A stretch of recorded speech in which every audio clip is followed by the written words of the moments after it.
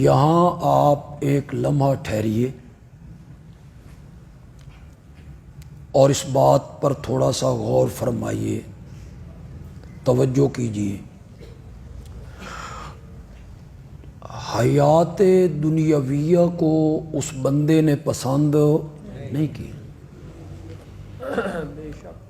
اس بندے کو یہ اختیار دیا گیا تھا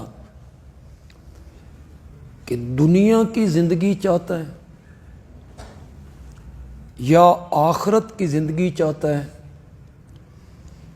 تو اس بندے نے دنیا کی زندگی کو پسند نہیں کیا، بلکہ اس بندے نے آخرت کی زندگی کو پسند کی۔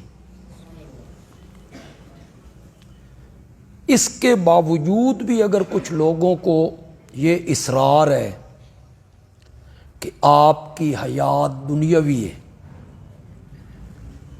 اور دنیاوی حیات کے ساتھ آپ زندہ ہیں، تو میں ان سے گزارش کروں گا کہ جو حیات آپ نبی اکرم صلی اللہ علیہ وسلم کے لیے مان رہے ہیں، اس حیات کو تو میرے آقا نے اپنے لیے پسند نہیں کی، اسے تو رد کیا آپ نے کہ میں دنیا کی زندگی نہیں چاہتا، بلکہ آپ نے دنیا کے مقابلے میں آخرت کی زندگی کو پسند کیا۔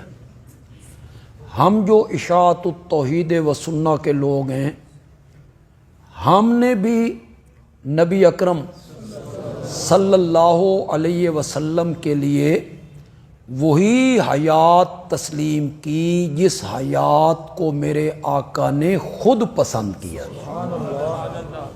یعنی دنیاوی حیات نہیں بلکہ اخروی حیات۔ اس کو قرآن نے کئی جگہوں پہ ذکر بھی کیا، وَلَلْآخِرَةُ خَيْرٌ لَكَ مِنَ بَلْ تُؤْثِرُونَ الْحَيَاةَ الدُّنْيَا وَالْآخِرَةُ خَيْرٌ وَأَبْقَىٰ۔ تم دنیاوی زندگی کو پسند کرتے ہو، ترجیح دیتے ہو، حالانکہ آخرت کی زندگی بہتر بھی ہے اور باقی رہنے والی بھی ہے۔ تو انتقال کے بعد آپ کو جو حیات حاصل ہوئی، یہ اپنے ذہن میں رکھیے گا، کوئی شخص بھی حیات النبی کا منکر نہیں ہے، کوئی شخص بھی منکر نہیں ہے۔ یہ جو کہا جاتا ہے کہ اشاعت التوحید والے حیات النبی کے قائل نہیں، ایسا نہیں ہے۔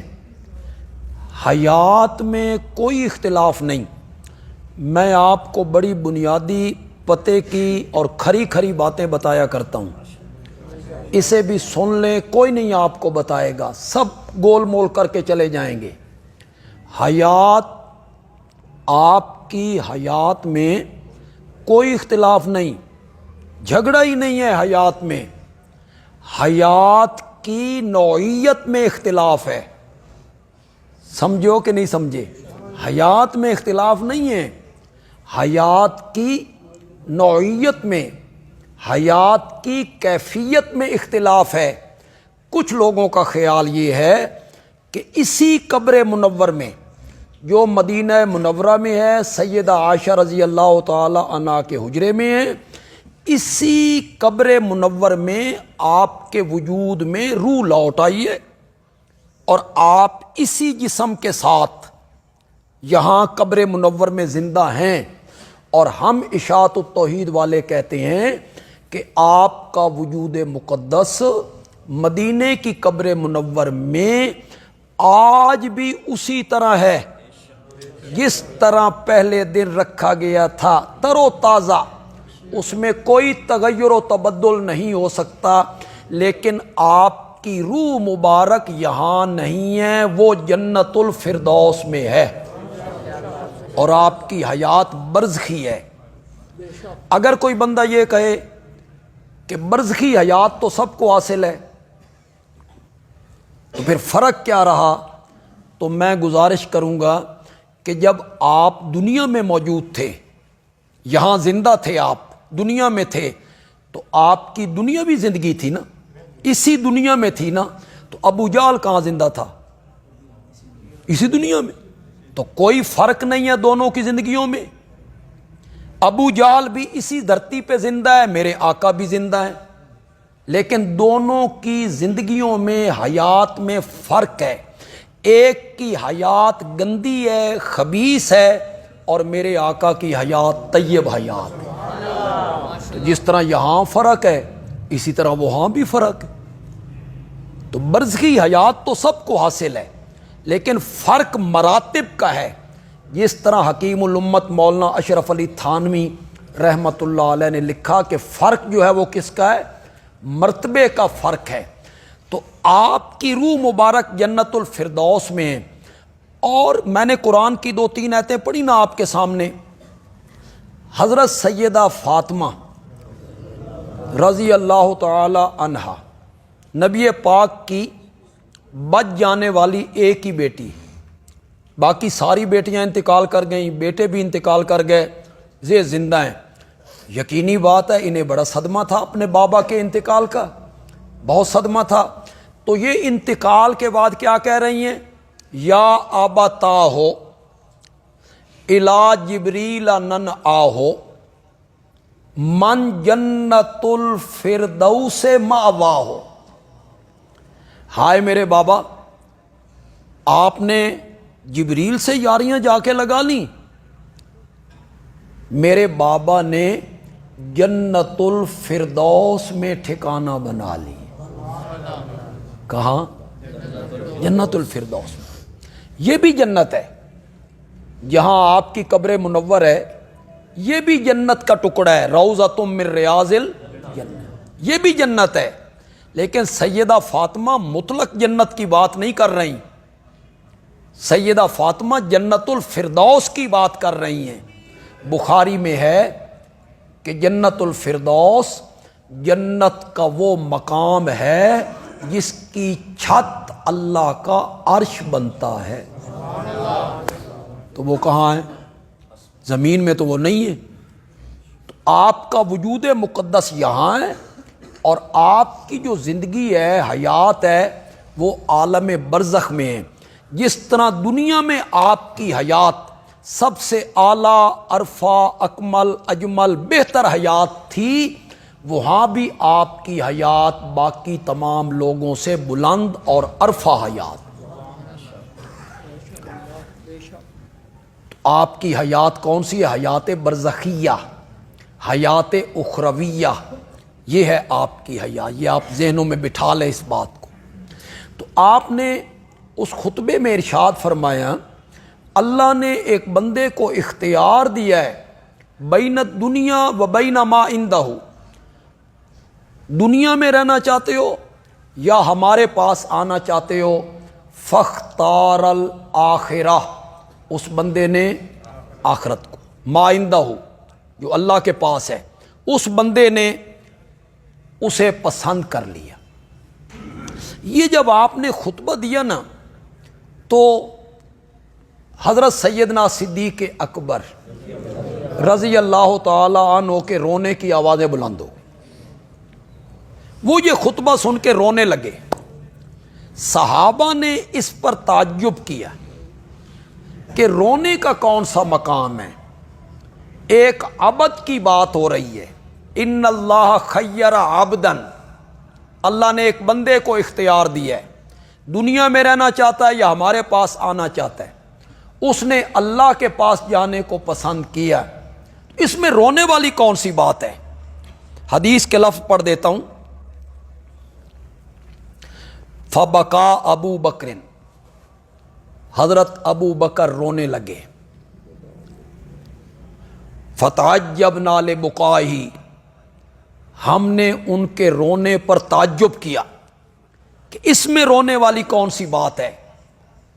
تو پھر انہوں نے ذکر کیا کہ تمہیں کون بتائے کہ عبس سے مراد خود نبی پاک ہیں صلی اللہ علیہ وسلم، آپ اپنا ذکر کر رہے ہیں، تو اب آپ ہمارے پاس رہنا پسند نہیں کر رہے ہیں، اب آپ اللہ کے پاس جانا چاہتے ہیں، یہ جدائی کا وقت آ رہا ہے، آپ اس کی اطلاع دے رہے ہیں۔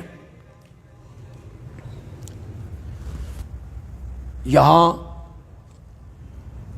حضرت ابو سعید خدری رضی اللہ تعالیٰ عنہ جو اس حدیث کے راوی ہیں،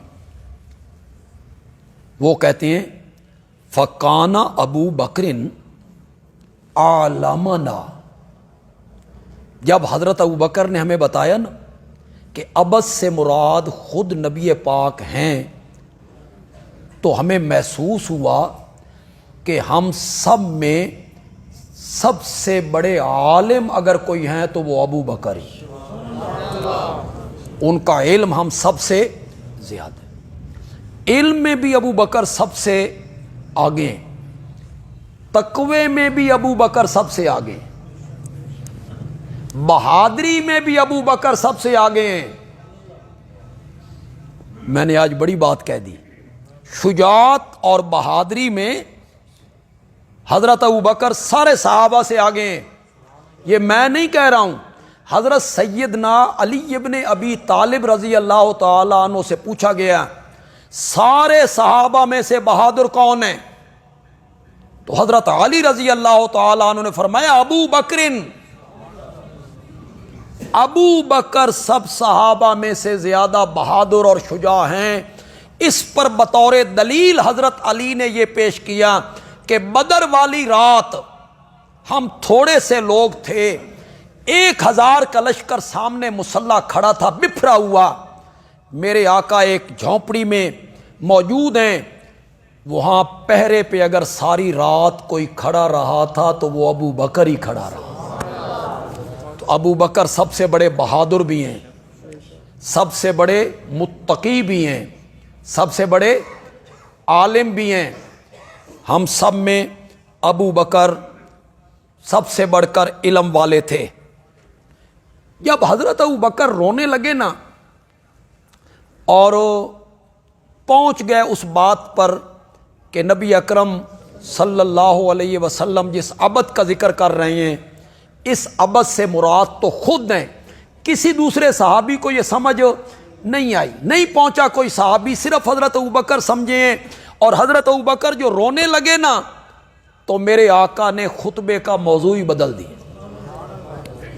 پہلے تو اتنا ارشاد فرمایا، اللہ نے ایک بندے کو اختیار دیا، دنیا میں رہنا چاہتا ہے یا ہمارے پاس آنا چاہتا ہے۔ حضرت ابو بکر رضی اللہ تعالیٰ عنہ کے رونے سے، آنسو بہانے سے آواز آئی، میرے آقا نے خطبے کا موضوع بدل دیا، اب منبر ہے میرے نبی کا، مسجد ہے مسجد نبوی، خطیب ہے امام الانبیاء، اور خطبے کا موضوع ہے فضیلت صدیق اکبر رضی اللہ تعالی عنہ۔ میرے آقا حضرت ابو بکر کی عظمت بیان کرنے لگے، مزہ آیا نا؟ عظمت بیان کرنے والا کون ہے؟ جو ساری کائنات کا سرتاج ہے، ساری کائنات کا امام ہے، وہ بیان کرنے لگے ہیں حضرت سیدنا صدیق اکبر رضی اللہ تعالیٰ عنہ کی عظمت۔ فرمایا ان من امن الناس علی فی صحبتہ و مالہ ابو بکر، تمام لوگوں میں سے اپنی دوستی اور مال کے لحاظ سے مجھ پر سب سے بڑھ کر کوئی احسان کرنے والا ہے تو وہ ابو بکر ہی۔ یہ بڑی سند ہے جو میرے آقا نے اپنے انتقال سے 4 دن پہلے حضرت سیدنا صدیق اکبر رضی اللہ تعالی عنہ کو یہ عظمت ان کی بیان کی۔ ان من امن الناس علی فی صحبتی، وہ جو اٹھنا بیٹھنا ہے، دوستی ہے، وہ مالی ہی اور مالی لحاظ، دونوں لحاظ سے، جانی لحاظ سے بھی اور مالی لحاظ سے بھی سب سے زیادہ اگر مجھ پر کسی نے احسان کیا ہے لوگوں میں تو وہ کون ہے؟ ابو بکر۔